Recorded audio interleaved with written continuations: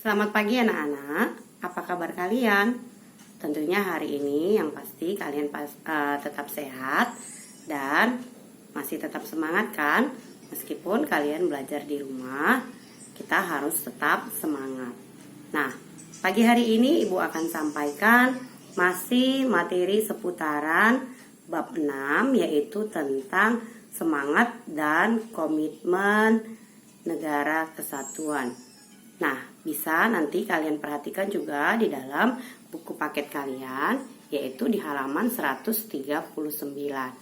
Nah, anak-anak Ibu, di sini Ibu akan nanti sampaikan materinya.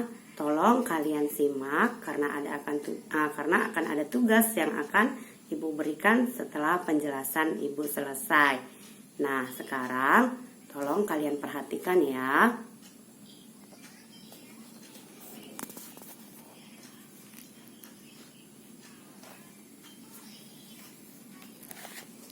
Nah,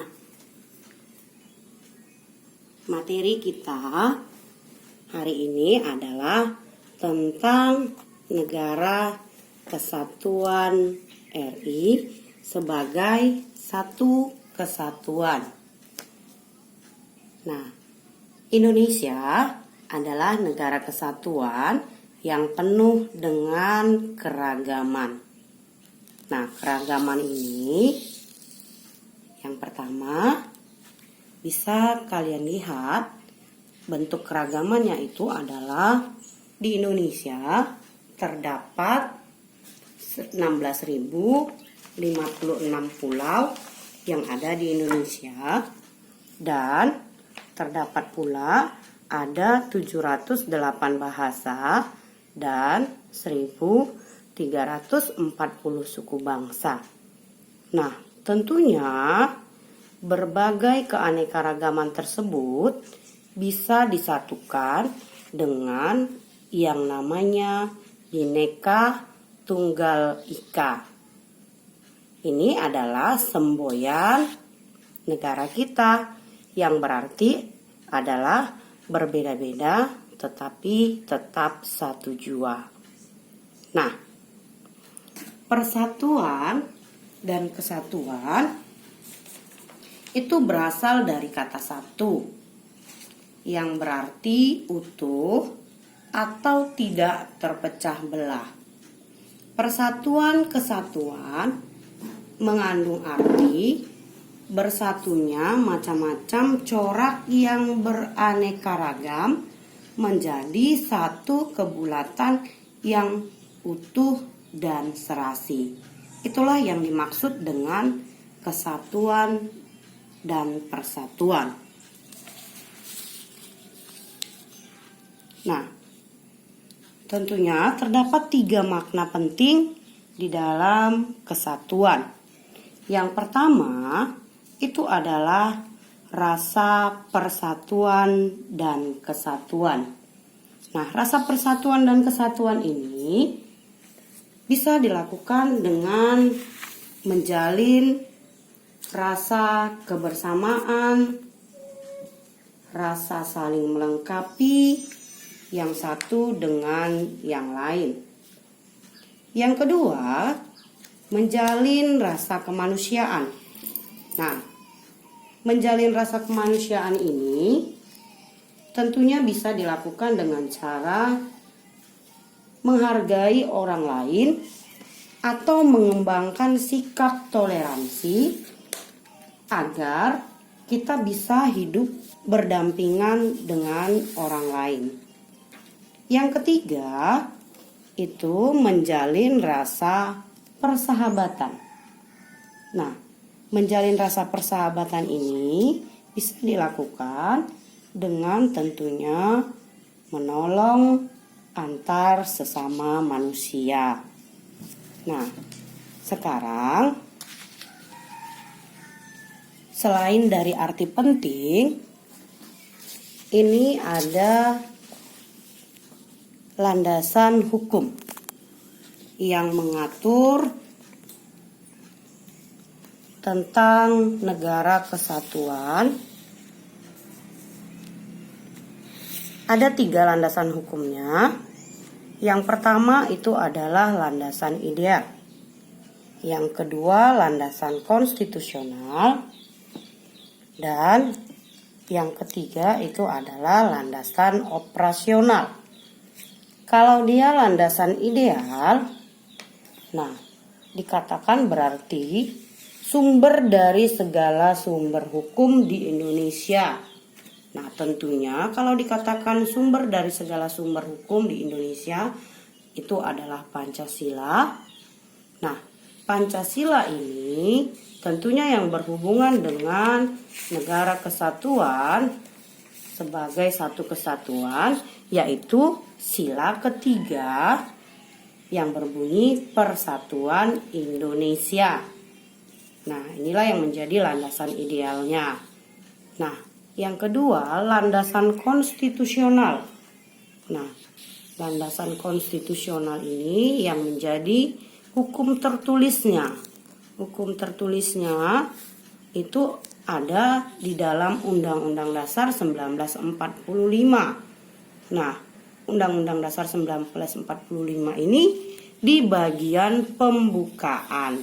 Nah, pembukaan tentunya ada 4 alinea. Tentang negara kesatuan sebagai satu kesatuan terdapat di alinea keempat. Ya, anak-anak. Nah, selain dari pembukaan, di dalam Undang-Undang Dasar juga terdapat landasan hukum negara kesatuan itu di dalam pasal-pasalnya. Yang pertama itu adalah pasal 1 ayat 1 tentang bentuk negara adalah negara kesatuan yang berbentuk republik. Nanti bisa kalian lihat di dalam Undang-Undang Dasar kalian. Yang kedua itu adalah pasal 30 ayat 1 dan ayat 2. Nah, ini adalah mengenai tentang pembelaan negara. Yang ketiga, landasan operasional. Nah, landasan operasionalnya itu adalah TAP MPR nomor 4 garis miring MPR tahun 99 tentang GBHN.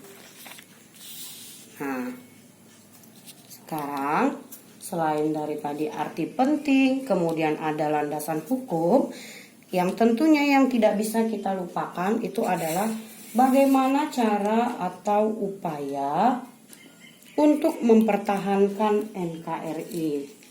Nah, itu ada 5 hal upayanya yang dapat dilakukan untuk mempertahankan NKRI. Yang pertama itu adalah cinta tanah air. Nah, bagaimana upayanya dalam bentuk cinta tanah air? Ini bisa dengan cara menjaga keamanan wilayah negara dari ancaman yang datang dari luar maupun dari dalam negeri. Nah, bisa juga misalkan mengolah kekayaan alam dengan menjaga ekosistem guna meningkatkan kesejahteraan rakyat. Yang kedua, upaya untuk mempertahankan NKRI dengan membina persatuan dan kesatuan. Nah, membina persatuan dan kesatuan misalkan dengan memberi bantuan tanpa tentunya kita membeda-bedakan baik apakah dia berbeda suku atau berbeda asal daerah, bahasa, dan lain-lain. Bisa juga dengan mempelajari berbagai kesenian dari daerah lain. Nah, yang ketiga, rela berkorban. Nah, rela berkorban bisa dalam bentuk partisipasi tenaga. Apakah itu membantu orang-orang lain menjadi relawan misalkan. Nah, kemudian bisa juga dalam bentuk partisipasi pikiran dengan memberikan pendapat. Nah, yang keempat, pengetahuan budaya dalam mempertahankan NKRI. Nah, jadi pengetahuan budaya juga sangat diperlukan dalam mempertahankan NKRI. Dengan tentunya perlu yang namanya kesiapan sosial budaya dan kesiapan keamanan. Bagaimana supaya bisa mengembangkan suatu budaya, baik budaya daerah kita maupun budaya daerah dari daerah lain. Nah, yang kelima itu sikap dan perilaku menjaga kesatuan NKRI. Nah, bagaimana sikap dan perilaku menjaga kesatuan NKRI? Tentu bisa dilakukan dengan menjaga wilayah dan kekayaan tanah air Indonesia yang terkandung di dalamnya. Kemudian bisa juga menghormati perbedaan suku, budaya, agama, baik bisa juga dengan menghormati warna kulit yang berbeda. Nah, sekarang dari paparan yang sudah Ibu sampaikan, sekarang yang menjadi tugas kamu adalah coba Ananda sekalian buatlah beberapa contoh-contoh upaya yang dapat kamu lakukan tentunya sebagai pelajar dalam rangka mempertahankan negara kesatuan Republik Indonesia. Nah, selamat mengerjakan dan tetap semangat ya.